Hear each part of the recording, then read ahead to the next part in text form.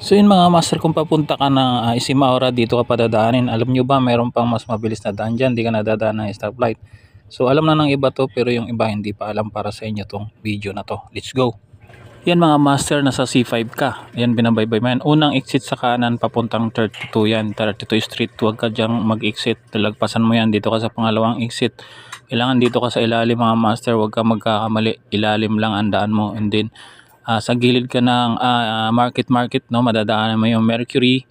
Ayan, dito sa terminal. Dito naman mga master, kailangan bandang kaliwa ka lang, huwag kang kumanan kasi paakyat na yan ng 26th Street.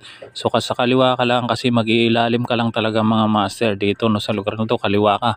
Sa ilalim ka, ayan mga master, nasa ilalim ka niyan at mag-u-turn, right turn ka na dito. Paakyat na yan mga master niyan. Pag akyat mo dyan, pag kanan mo is Isimaura na yan mga master. Wala kang dinaan na stoplight. Ganun dyan kabilis. So yan. Share mo na lang sa mga hindi pa alam. Thank you.